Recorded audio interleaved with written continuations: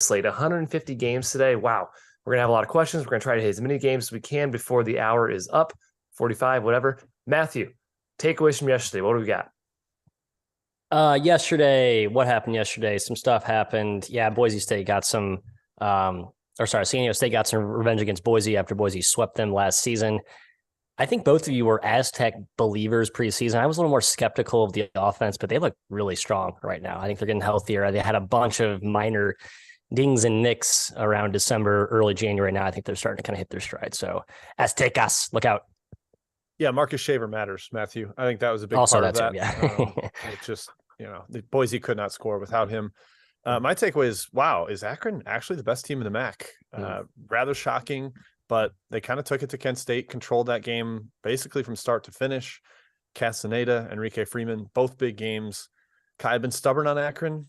I haven't loved Castaneda since his days at South Florida, but he is a dominant MAC player. And Kent State has injury issues. Gio Santiago left that game with a boo-boo. So Akron might actually be the best team after making the tournament last year and continuing to assert their dominance.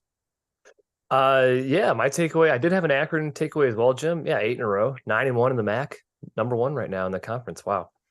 Amazing. They're hitting their stride, man. Their defense rocks. It's all defense. VCU, impressive road win at SLU, a statement win saying we are number 1 in the A10. VCU.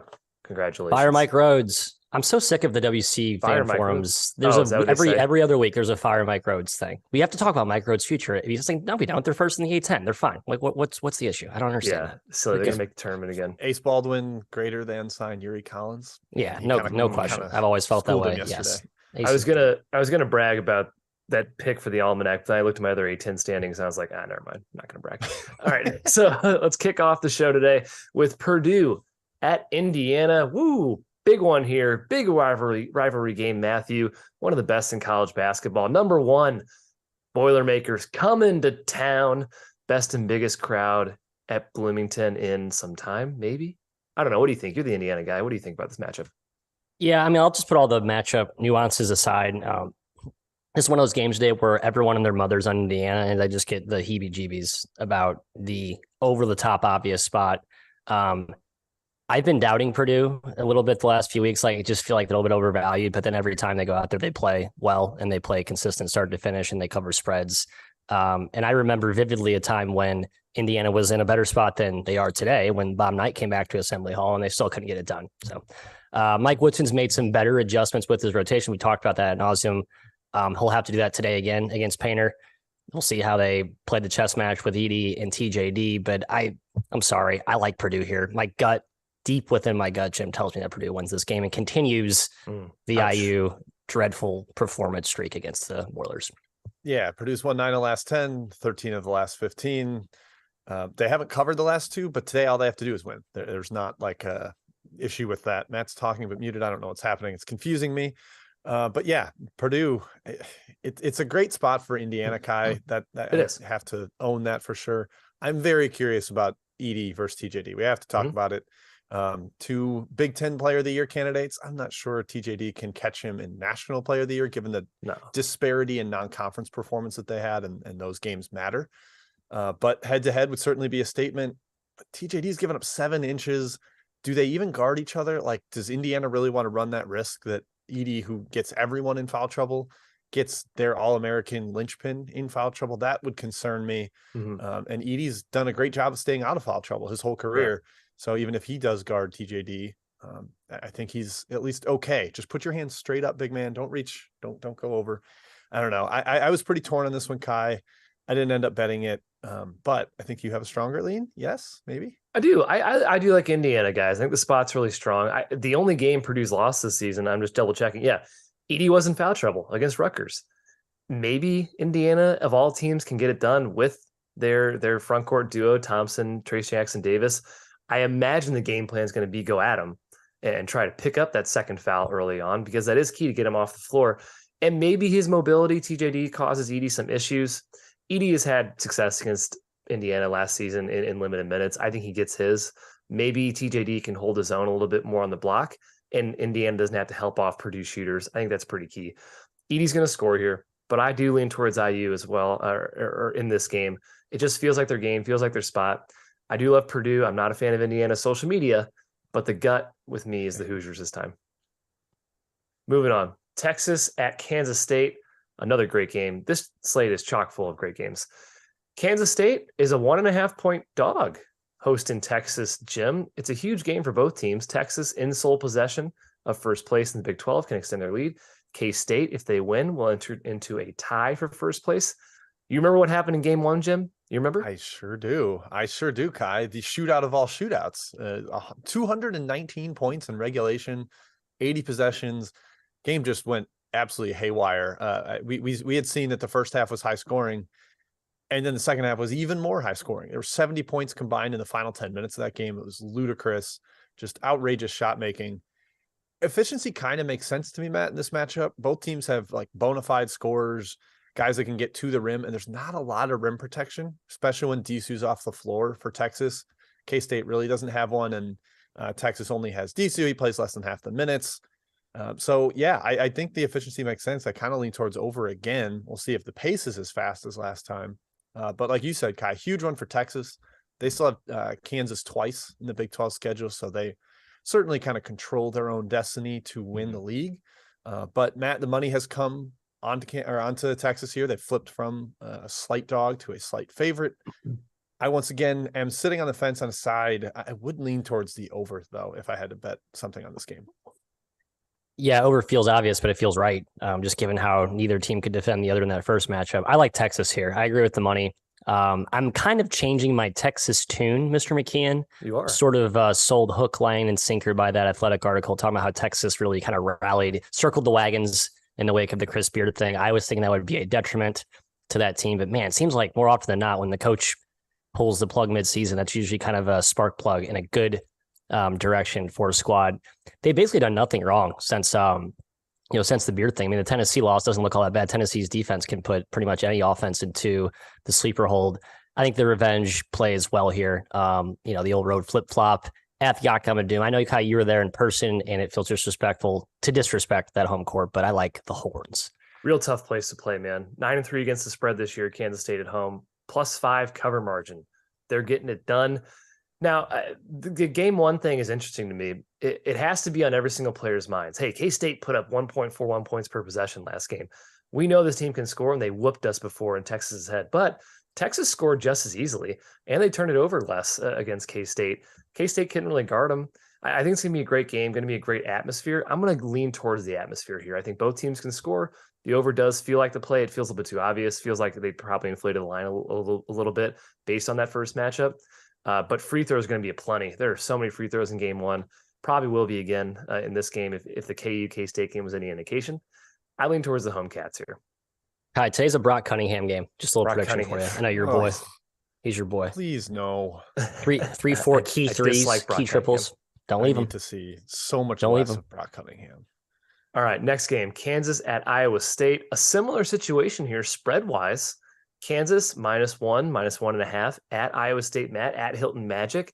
Like K-State, we know the Clones have a tough home court, and they almost beat the Jayhawks in Lawrence. What do you think about this game?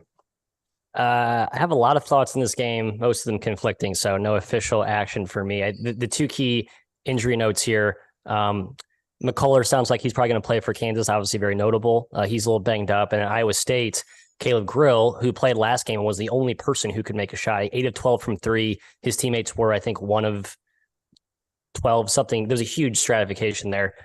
He's got like this lingering back thing. This offense really lacks spacing when he's not in there, especially in the half court, right? That's what we saw this Iowa State team start to look mortal when they got bogged down in the half court against Texas Tech late in that game. And that's been kind of their bugaboo. Even last year, bleeding into this season, it's like, can they score enough consistently? Can they make shots? I think Grill's so critical to that. Sounds like he's going to play, Jim. Makes me feel confident in our Clones at home, but I'm sure you have the data on KU kind of owning Iowa State as of late. Does have me a little bit worried. I don't actually have that specific KU versus Iowa State because Otzelberg hasn't been that long. Hasn't been there that long. And you distracted me with your use of stratification. I almost kind of like melted down with big such brain, incredible $10 word choice. Yeah, that is consultant conference room, big time phone call out of you. Impressed. Iowa State off that ridiculous collapse. I'm very curious to see how they respond mentally. Do they come out and force things to try to show like, oh, there was nothing going on there? Or can they play comfortably in their zone, not zone defense, but in their mental zone back at Hilton? Does that help them out? Kai, Kansas 3-1 against the spread is a road favorite. I think that's kind of been the spot we've liked them this year, where they just have to win, don't really have to cover big numbers.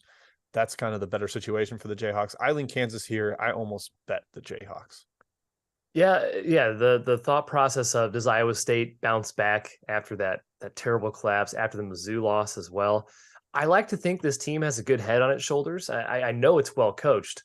I think it has a pretty good culture and atmosphere in the locker room, but you just never know. And especially against a team like Kansas, top 5 team in the country, pretty hard team to bounce back against. Now they are healthier. Jazz Kuntz is coming back today. Apparently he's available.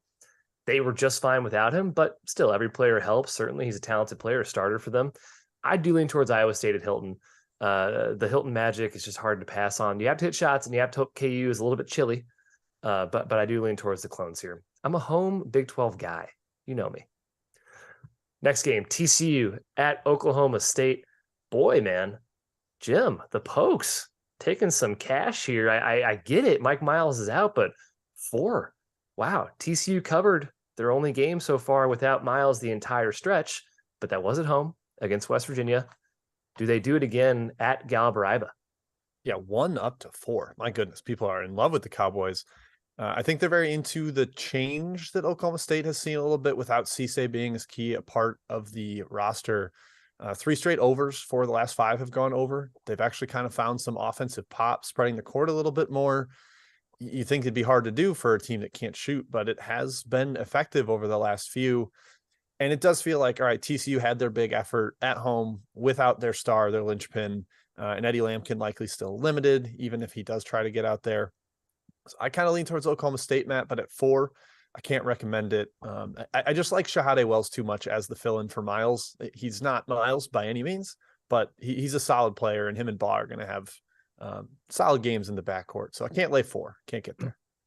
Yeah, actually, I remember Miles had a horrible game against Oklahoma State actually last year. So maybe they're better without him today's matchup, Kai. Big brain part 2 from stratification to against. Okay, sorry, I'll stop. I do like TCU here. I've been burned lately on these late multi-point line moves betting against the injury money because I think players don't matter generally, but I'm probably going to be stubborn and do it again today. So I think 4 is way too many. I think TCU is awesome. I love the breakdown of Haslametrics of how well TCU plays against good teams versus bad teams. I think, Jim, that stratification matters in a Big 12 context. I like the Horny Frogs. Yeah, man, this Oklahoma State team's tough. The obvious concern on both ends here is ball handling. Oklahoma State's been shaky all year, handling the ball. TCU does force turnovers. On the other end, my thought was, hey, TCU without Mike Miles, that's going to be tough to go against this Oklahoma State pressure. But 7 turnovers against West Virginia, just 10 against Mississippi State. They really handled the ball nicely. And Jim mentioned Baugh. He's a capable ball handler. Lampkin's back, puts a little bit of pressure inside against Oklahoma State's front line. The concern is shooting. TCU just has a lack of shooting. And against an OK State team that really defends the arc, inside the arc, better than anybody else in the Big 12, that's pretty scary to me. But again, like Jim said, I can't lay 4. The spot favors Oklahoma State, but I'm not going to lay it. Too many points. Chat Mob, part 1. Jim, what do we got? Let's do it. Let's be quick. Let's be efficient. First one from Michael Zhang. He likes Georgetown as an ugly dog, plus 13.5 against UConn. Kai, you beat the drum for UConn all year, but Georgetown almost won at UConn. Is this too many points? It might be, but I don't feel good about fading him. I don't know. I know Georgetown was beating them, but I still think this UConn team is awesome. I did not take either side. Too many points to lay on the road, but I don't trust Georgetown either against a UConn team that could just blitz them. Matthew, Cincinnati has taken money up from 4.5 to 6.5, hosting UCF. That's awfully high for UCF defense. It's been really good, but it has faded lately. Any take for you on that game? Yeah, off 4 straight losses, but I like that UCF's had a whole week off to kind of get their mind right, I suppose. Darius Johnson should be his 3rd game back. Is there another injury there that we're missing? I like UCF here. I think I'm missing something, though. Walker's been out the whole year. Like, he's for sure. But yeah, well, that's known. Yeah. Cincinnati's too awesome lately. Yeah. Yeah, they have been good, I guess. I think it's too many, though. I don't have it on. Kai, is Durr back? Has he been back for Durr's been out still. I think he's close, though. Game. Yeah. He is out, but I think he's supposed to come back soon. I don't think he's moving the line. But he's not. Yeah, he's not a huge piece. So that would be the other injury. All right, Kai, I believe Space A said he is going to be in attendance at Oregon at Arizona State. Love it. Basically a pick 'em here. Two teams that need wins. Arizona State definitely closer to the field right now, but Oregon could get there. What do you think of this one? I like the Devils. I like them at home here against Oregon, a team I do not trust. The Ducks, can't trust them. They in a vacuum, maybe they're more talented than Arizona State overall, but Arizona State's been playing better. I like their guard play a lot better than Oregon's right now. Give me the Devils. Go the other way. I like the Ducks, even though they're super Wow. inconsistent. You could be dead wrong. Like if I say Oregon, they could lose by 20, but I kind of like the Ducks there. It goes both ways there. Yep. From Ethan W, UMBC at Maine. I believe you said Maine is laying 4. Can I confirm? No, the UMBC is laying 4 in the road. I think that's probably right. Maine is missing Christian Firebergs. He's got hurt 2 games ago, and I think he actually really matters for them. They're not a super deep team, so they're really reliant on like their top 6. You take one of those guys out, that can be a bit of a problem. They got controlled by Bryant last game. I love Maine. I think they're really tough, but They're overpriced. I'm with you, Jim. They're overpriced. Yeah. Good at home, unfortunately. Okay, Matthew, to you for SMU at East Carolina. We're going to hit Pat's Texas two-step. There's 4 questions about teams from Texas. Starting with SMU at East Carolina, a line for you is SMU laying 2 on the road. Yeah, money again coming in against ECU. It seems like people are just attacking ECU without Javon Small, who's been their best player. In the wake of the Winston Tabbs news that hey, he hasn't mattered all year. That doesn't mean anything. I kind of like ECU. I think I've been the ECU hater all year. I think this is my punch back against an SMU team I still don't love. +2 at home. I'm going to punch back here against the market. Yeah, maybe first. Never. I don't want to say first half of East Carolina because their whole thing under Schwartz has been dominant. Second half so, pressing. Yeah, that's not the way to go. Kai, UT Rio Grande Valley, my Vaqueros are on the road at Tarleton. The Texans laying 10 at home. Ooh. Now that they're healthier, are we looking to back Tarleton at home? Yeah, I lean their way. It's certainly gotten up there with the spread. I liked it better at 8.5, 9.5. That's pretty high, but Tarleton's awesome at home. Their only misstep was the Utah Tech half-court buzzer beater. Otherwise, they've been pretty much untouchable at home. They're going to force a billion turnovers. Both teams are going to get to the free throw line. It's going to be a foul fest, probably 70, 80 free throws attempted in this one. Not going to be fun to watch, but yeah, give me Tarleton. Undefeated at home, Matthew. Jim. What? Undefeated at home this year. I think having covered 4 or 5 straight there. Yep, they've been very good. You get a lot of calls. Team reliant on the whistle. Better at home. Makes sense. Makes sense. Texas State at Troy. Matthias. Troy is laying 4.5. Scotty Cross against a slow, grinded out Texas State team. What do you think? Yeah, some money came in here on Texas State. I think people are starting to fade the Troy sell-off, which we talked about how I think the lack of talent has kind of caught up to their rating, which was in the moon because Scott Cross smoke and mirrors his way to awesome efforts in the non-conference. Texas State got healthier last game too. I understand the money. I don't agree with it, I guess. I still respect Troy. And then last, North Texas at Rice. I believe North Texas laying 5.5 in that one. I like this as the better team revenge spot after North Texas lost at home to Rice. I think they're going to be highly motivated in that one to come out and put on a far better performance, suffocate Rice in their kind of typical half-court fashion. All right, Kai, one of our darlings from early season betting, they're actually still pretty solid. Southern Miss is a 3-point road favorite at Georgia State. Do our Golden Eagles keep rolling? I think so, man. I think Southern Miss gets it done. I like them in this one. Just a far, far, far better team, and they've been awesome the last several games. They're getting even better than they were early on. After that Marshall loss, it kind of snapped them back in shape. Georgia State is really, really, really a big problem scoring the ball. So I like Southern Miss here. Yeah, they did get Odom back 3 games ago. He's been solid, but actually he's been kind of terrible since he returned. And yeah, Southern Miss, maybe the higher ceiling we're seeing is Neftali Alvarez, giving them more of a creator in the backcourt, secondary ball handler. Matt, potentially the nation's leading scorer all time coming up soon. Antoine Davis, he and his Titans are a 2-point favorite at home against Purdue Fort Wayne. Any take for you in the horizon? Kai, we like to, we're suckers for mercy here, but I do lean their way here as a 2-point dog at home. I know it's not a big home court advantage given the travel setup there with the partners in the Detroit area, but they're a better team at home. I just fundamentally think that they're not healthy yet, but they are healthier. I think they beat the Dons. They're the favorite, by the way. Detroit -2. Which they're laying 2. Yeah. Oh, that's right. I misread that. I apologize. I still like them. I'm going to trust my gut on this one, Jim. Points don't matter. Good. Players don't matter. Value doesn't matter. Hopefully it's close enough to pick them where it's not going to be something that costs you there. Kai, I'll go back to you. Loyola Marymount is a 4-point favorite at San Diego. Interesting wrinkle for San Diego is they got big man Jaden Delaire back from injury. He'd been out for like 2 months, I think. Transfer from Stanford, really, really good, but they couldn't score in his return, got whooped by Portland. Does LMU take care of them the same way? Yeah, my number had a lean towards San Diego. I passed. I think LMU is so much better. San Diego's defense is brutal, one of the worst in the country. LMU's going to score at will. Yeah, I stayed away. I'll take another one from Matt Akers here. Utah State at Colorado State. I haven't seen the line. Yeah, Utah State's taking a little bit of money, 3.5 up to 5. Makes sense. Colorado State's down to 7 scholarship players today. Jackson and Lake are out. We saw how limited they were earlier in the season when those guys missed time. Utah State continuing to need wins to get on the right side of the bubble.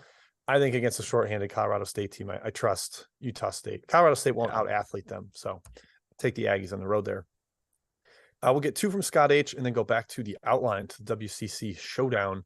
Matt, you get George Mason at Loyola Chicago from Scott. The Ramblers, I don't know, are they kind of playing better? Yeah, I guess. I know. I almost took them, Jim. I looked at it, it's like, I think they are, but I feel like I'm reaching a little too far to fully trust it yet, so I stayed away. It is a short number given how bad they play, but they are playing better. I think it's the right side. I think it's the sharp side, but I needed like an extra point or 2 more to back this.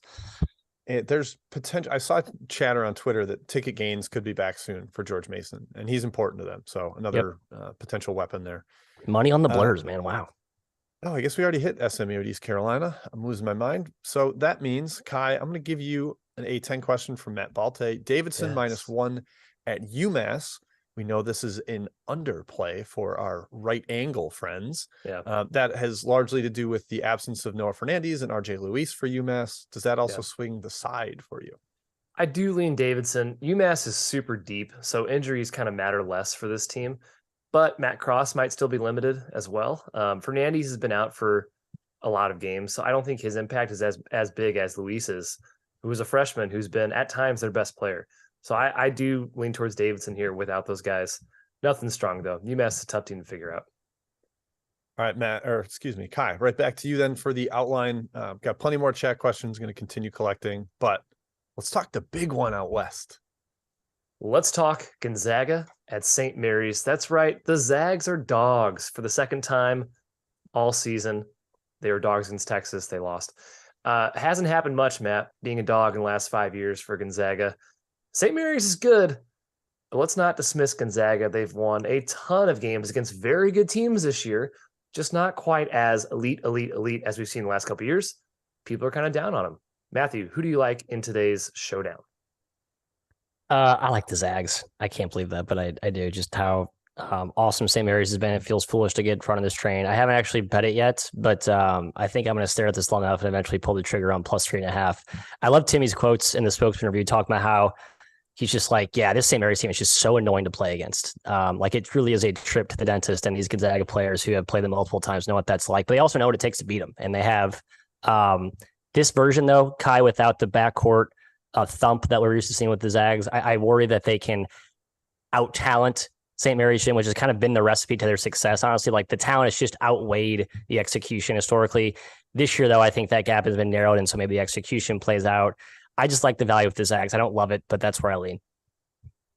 Yeah, in a value sense, I think I'm with you. I had somebody ask me that I brought up St. Mary's to win the WCC a while back, got around 20-1. They're like, what are you going to do with this game? I'm tempted to take Gonzaga +3 and hope to middle it. That would be a lot of fun.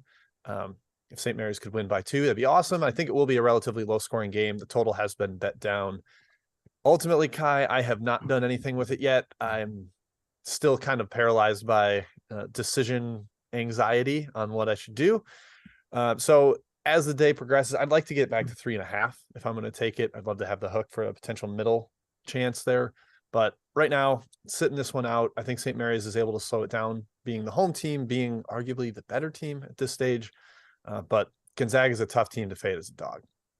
Yeah, and talent-wise, it's still Gonzaga, guys. I mean, in top-end gear, it's still Gonzaga. St. Mary's hasn't seen an offense like this all season. And their defense rocks, and Randy Bennett's awesome, and I'm really in on this St. Mary's team. I made the line 2 or 3. I made the line basically where it is. But I think Gonzaga, the value is with them, man. As a dog at St. Mary's, a team that can score like this. Interesting fact, last 10 games, these teams are 4-4-2 against the spread against each other. So St. Mary's has covered. However, they haven't been a favorite. They haven't been a favorite in a long, long time. I think it's a whole different game, a whole different mindset when they are all of a sudden favored against the big bag Zags. I lean towards Gonzaga here. Next game, Big Ten. We go back to Iowa, -2.5 over Illinois. Jim, both teams in the midst of an upswing. Iowa 6-2 their last 8. Illinois 7-1 their last 8. We bring it up every time. Besides the EIU game, Iowa's really good at home. 11-2 against the spread. +2.5 cover margin. Imagine what that cover margin would be without the Eastern Illinois defeat. Who do you like this game? Yeah, that one I think is just kind of a fully throw it out game. Didn't have Murray. Pat McCaffrey was, I think, left soon after that game. That all the players talked about how they just took him way too lightly. Rabaksha, I think, like outright said it. So throwing out the EIU game, Iowa's awesome at home. I trust Illinois at this stage, Matthew. I actually think they're kind of coming around to the potential we saw in the preseason with all the different lineup options. They can go big, they can go small, they can spread you out. Luke Goody supposed to return for this one. He's suiting up. We were impressed with him as a freshman last year. But first game back, I don't know how big of an impact he'll make. I like Iowa more at home, Matt. It's a tough number to lay, but I would lean towards the Hawkeyes. I do too. I like both teams. I think the line's perfect. I guess applaud the bookmakers, and both teams are turning the right direction. Iowa at home, I don't want to fade. Illinois, I definitely don't want to fade. I just think they even have more upside in their trajectory. I know Jaden Epps has started the last 3 games. He's been awesome. Like this young Illinois backcourt, like that's the key to their season. If they can start to really pop and have consistency to pair with those wings and Dane Danger up front, it's a legit team. Again, Iowa at home. Just look at the results the last 6 basically since EIU. Like, why would you get in the way of that? Yeah, Pat McCaffrey's back. They're full strength, Iowa. Their defense has been their weak point, as usual, right? Illinois can definitely exploit the middle. Dane Danger, I don't think there's an answer for him for Iowa. And Terrence Shannon, he's going to bust through that perimeter and get to the bucket, the free throw line at will. He shot 141 free throws this year, top 30 nationally. The guy just gets to the line, gets to the free throw line. Other end, strength for strength. Iowa's offense is excellent. Illinois' defense has been fantastic in Big Ten play, but I think the Hawkeyes can manufacture points. I'm kind of a home team leaner in these big matchups here. I do sort of trust them at home, lean their way at -2.5. Next one, UNC and Duke, the big one. But Jim, this is probably the least talked about UNC Duke game ever. No Coach K. Neither team is ranked. It's kind of like, who really cares about this? Heck, it's down at number 8 on our outline. Blah. Duke's laying 3. No Whitehead. What do you think? I love it, Kai. Let these two programs experience irrelevancy for a couple of years outside the top 25, have their fan bases lose their minds. I saw our guy Russ getting tweeted at by Duke fans that were like, we should boycott the games because this team is not top 25. It's like, that's how quick your trigger is, you losers. My God. I kind of like Duke here though, Matt. I think I prefer the way they're trending. UNC is just really inconsistent. You're going to get hero ball from Caleb Love. He loves himself in this game. He's played really well historically against Duke, but are those tough shots going to go in? I don't know. I think you probably have to play Jalen Blake some as a stopper in the backcourt because Roach got lit up by Tyree Appleby last game. So hopefully we see some Blakes there. But Duke can battle inside. Hopefully Lively stays out of foul trouble against Baycott. I do lean towards your Blue Devils at home here, Matthias. Show some pride after getting embarrassed last year, would you? Yeah, I do too, and it's not because I like Duke at all. It's just because it's it's partly this UNC team is in no good form themselves. It's like I said, the least excited I've been for a Duke UNC game in some time. I think I just take Duke at home with the spot and the the home cooking at Cameron Kai. I think Tyrese Proctor has played better, gives me some confidence.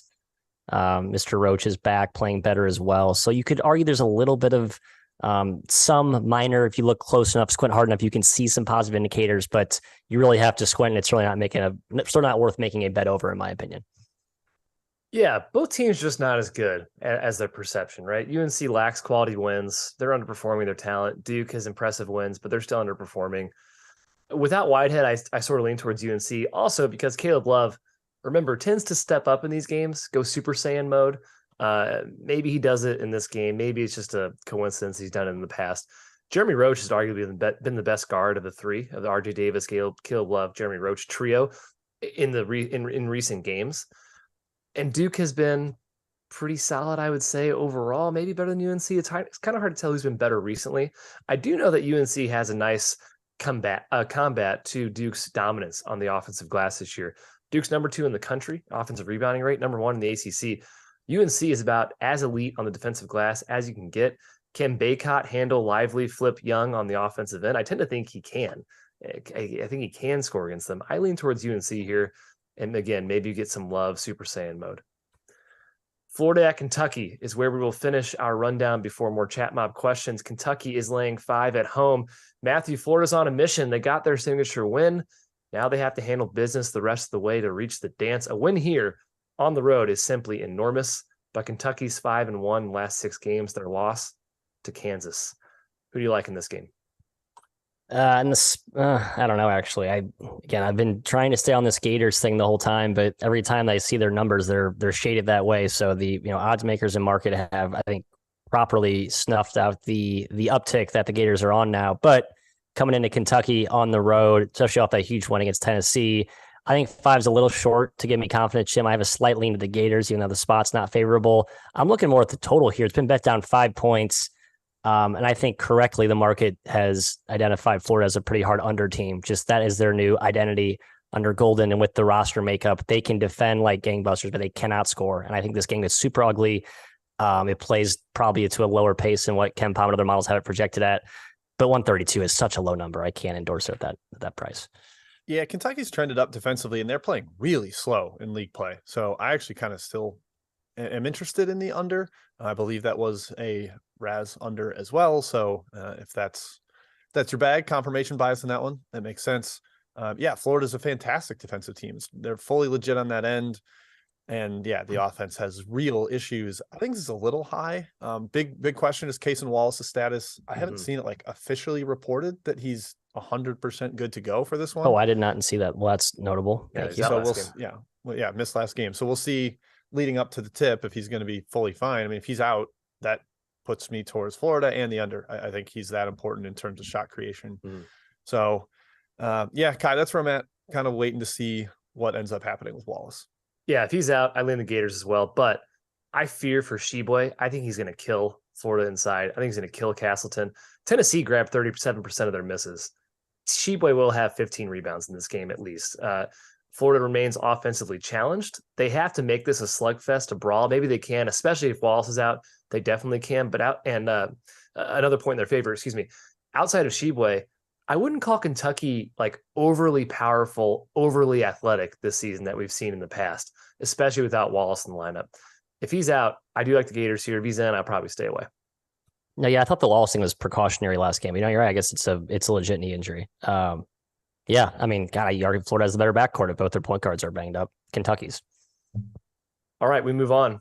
Chat Mob Part 2, Jim, round us out. I'm not going to do that until our mobbers hit the like button. There's a lot of you out here. Hit the like button. It takes you 1 second. The show will pause until you all do it. Do it. Yeah. I promise you can. It's easy. Little like donation for us to answer some questions. All right. I tried to organize these to make sure the early tips are at the top. So we will start. Matthew, Leg Show likes Rutgers first half, -2.5 against Michigan State. This is at the Rack/Jersey Mike's. Do you agree with him?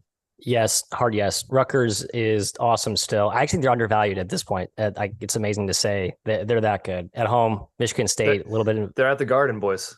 Oh, that's right. Sorry. Oh, yeah, this at the Garden. Yeah, good note, Kai. This is not listed on a lot of like the betting odds screens that I've seen. So very, very good note. I still like Rutgers. After me for that one. I got him, Chat Mob. Don't worry. I sorted him out. Thank you, Scotty. Thank you, AJ. Yeah, I still like Rutgers though, Jim. Yep, agreed. Just all less, right, Kai, a little bit less. The other end of the spectrum, the UGO matchup to start the day. Green Bay at IUPUI. The Jaguars are laying 3.5 in a game versus Division I opponent.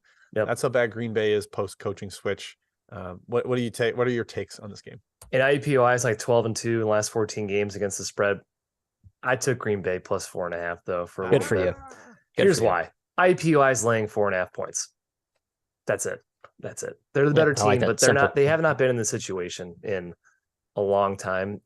Green Bay's terrible for sure, but are you confident in laying points with IUPUI? I don't know. I didn't take it for much, Jim, but I took it for a little bit. Yeah, I kind of liked the under, but it's been bet down and there could be a lot of late fouling. IUPUI is incessant with that in the end of games if they happen to be down. All right, Matt from Red R, Oakland pick hosting Cleveland State. Your boys, the Golden Grizz. Are you riding with them today? Yeah, I am. Stubbornly, probably, but I still think this team's undervalued and pretty good spot here. Cleveland State, I know they've been playing better. I think the zone thwarts that offense. I worry about just an absolute massacre on the boards, as we saw, I think, in that first matchup. But make some shots, Jalen Moore. I'm tired of your shooting slump, man. You're a better shooter than this. What was the percentage, Jim, of offensive rebounds for like Cleveland half State? of all their misses or Like something? 57. Yeah, 57. They had 26 offensive rebounds against that Oakland zone. Ridiculous. I like the Grizz. Sorry. There it is. All right, Kai, I just saw this question pop up and it's important. So I'm skipping to the front of the line. Yes. What are we doing with our alma mater today? Mizzou is a 3.5-point dog at Mississippi State. I leave Mizzou, man. I did not take them. I don't bet on my Tigers very often. I don't like to do that. But I lean them. They can score. They can negate Mississippi State's tough defense with their shooting. Their shooting ability is top notch. If they're on, they're hard to beat. Mizzou. Yep. Have to go over the top. Tolu Smith will probably have 12 offensive rebounds by himself, but we'll see how that goes. Jets Pete asked about NJIT and UMass Lowell under. I agree. I like UMass Lowell unders. Really good defensive team. They've burned me once or twice on unders with shot making. I just don't think that's the norm for them. So tend to agree with the under there. Kai in the A-Sun, I thought our guy Stuckey made a really good case in this game. Kennesaw State at Eastern Kentucky. Yep. Essentially close to a pick 'em. What do you think on this one? I lean EKU as well as Stuckey. Scary fading Kennesaw. 10-1 in the A-Sun. Kennesaw. Yeah, don't fade Kennesaw, guys. They're awesome. EKU is very talented. They can win this game. Also A-Sun home teams, man. They rock. They're the second highest winning percentage in the country. That conference at home.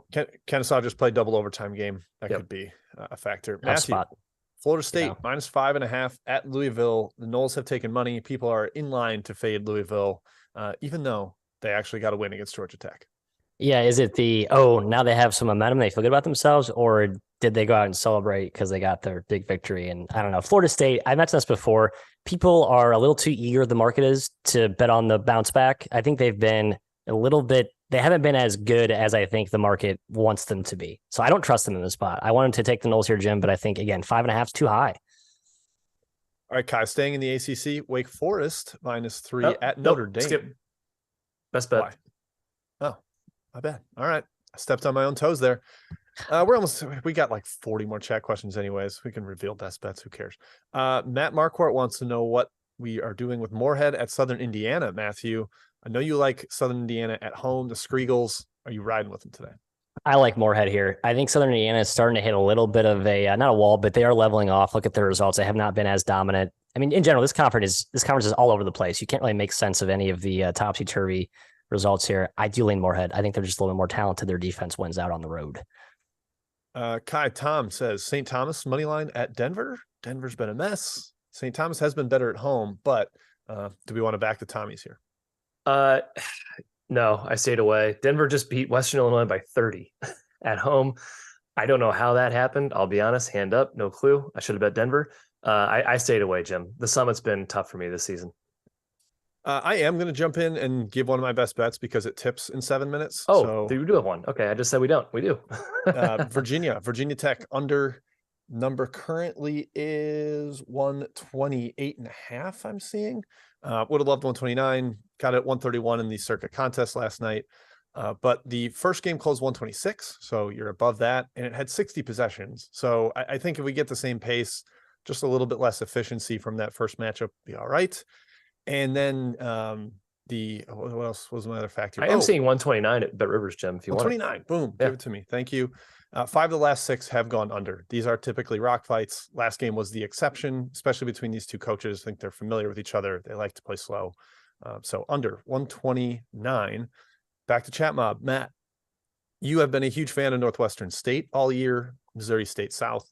They're 9.5-point road favorites at Lamar, who has weirdly been feisty against the top of this conference. Yeah, the bottom of this conference has been feistier than we thought, and then the top has kind of come back down. It's sort of turned into this whole mosh pit. I don't know, Jim. I can't sort these teams out. Kai was very astute to point out that they've not been as good away from home. The Demons, I still like them. I think they're categorically more talented here, so I would lean their way. But again, I think Kai alerted me to the right concern. They're the best ATS team in the country. So that's a counterpunch to my point. It's a good team. We're going full Nice rapid team. fire here, fellas. Yep. 10 words or less, because we got a lot of questions. 5 minutes. Kai Tooch says South Dakota against North Dakota, rivalry game. Thoughts? I lean North Dakota. It's a lot of points to lay for South Dakota team I don't really trust. Yep. Matthew, I think you have an opinion here. Southern Utah -4.5 at Utah Tech. Are they just better than Utah Tech? Yep, Thunderbirds, big rivalry game. 40 minutes away, no home. I don't care if Cam Gooden's back. Utah Tech still are value. Take the Thunderbirds.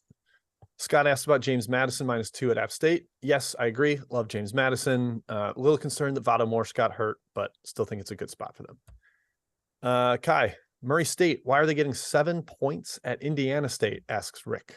Because they're not very good on the road. Their splits on home and road are bad. Indiana State's very, very good, and they're at home, and they can score. I stayed away. High Point is a 1.5 point home favorite against Charleston Southern.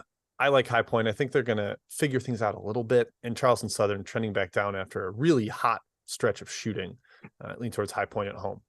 Matt, Colgate and American. Colgate a short favorite on the road, but I think they've taken money. Yeah, 4.5 up to 5.5. Yeah, I liked American in the first matchup at Colgate. I don't want to bet them now back in the rematch here at home. I think the number's a little too short for a league that doesn't really warrant much home value. So stay away from me. Kai, Jacksonville, North Florida, the second edition of the River City Rumble this week after North Florida won at Jacksonville on Thursday.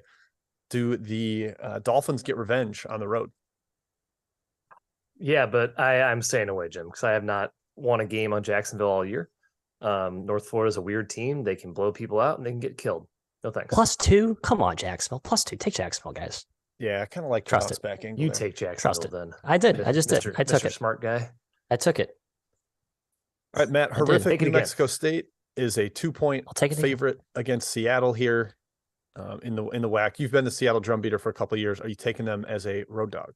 No, I don't trust either of these teams. Seattle has the regression monster lurking, and New Mexico State just has the stink monster lurking. So yeah, hard stay away. Speaking of hard stayaways, I had absolutely nothing on Weber State -3 at Idaho State side total. I really wasn't sure. Threw my hands up. From the Paris, Kai, Bama -11.5 at LSU. We know Bama can murder teams. Yeah. Do they continue to do that? They beat LSU by 60, 40, something like that. I would not take the Tigers. No thanks. Matt, Eastern Washington remains undefeated in the Big Sky. Got to win over Sacramento State. They're now 4.5 point favorites at Portland State. Is this the one they finally lose? I think they do. Portland State's got a good home dog vibe to them, right? They play with energy, they press. There's not a ton of depth on this roster. They've had some key injuries, kind of worries me, but I think the Vikings get this one. All right, last one I've written down. We're definitely not going to get to everything. Apologies, but we got to get best bets in here. Marquette is -15 against Butler. Butler gets blown out by everybody good. Marquette's awesome. I would just lean towards Marquette without even looking at what the number is. I know it's 15, but I think Marquette's just way better and Butler stinks right now. Yeah. Okay, best bets. I already gave Virginia and Virginia Tech under 129. I'm also going with Idaho, Sacramento State under 135. Sacramento State, one of the slowest teams in the entire United States of America, just molasses. And Idaho has actually kind of been a little bit pace takery in league play. Their offense has not been as incendiary as it was in non-conference play. So I think despite Sacramento State probably knocking in a few threes, pace is good enough here under 135. Matthew, to you. What is my best bet, Jim? Remind me. Northern forgot it Kentucky. again. Northern Thank Kentucky. you. The Norse. I'm fading Youngstown here, gentlemen. I look at these Youngstown results recently. They're starting to get a little bit shaky. It's a team that scores in transition predominantly. Great matchup for the Norse here. Pretty good spot as well with Youngstown coming off that double OT win against Wright. Didn't bet down to 3.5. I took some money line. I take it down to 3. So give me some Norse plus 3.5. Kai has a hook there for me at BetRivers currently. Yes, it is 3.5. Thank you. Boom. You. I'm taking Wake Forest -3, fading Notre Dame, the second worst ATS team in the country. Notre Dame is 5-16 against the spread this season. Wake is off 4 straight losses, all of which were pretty darn close. I'm looking for a big bounce back here. Their offense is awesome. Notre Dame has by far the worst defense in ACC play, allowing 113.9 points per 100 possessions. If they had done that the entire year, it would rank around 340th in the country. So I'm taking Wake, fading the Irish -3. Wake's had 11 straight overs plus a push, and people are betting the under. Good luck. Yeah, it's silly. Okay. Hey, thanks for joining us. Field 68, best bets, Saturday. We got you out right on time at 11 a.m. Central. We are back on Monday. Right, Jim? Monday. Yep. Sounds good to me. We're back Monday at our normal time. That's 12 Central. Till then, good luck with your bets. Enjoy your week.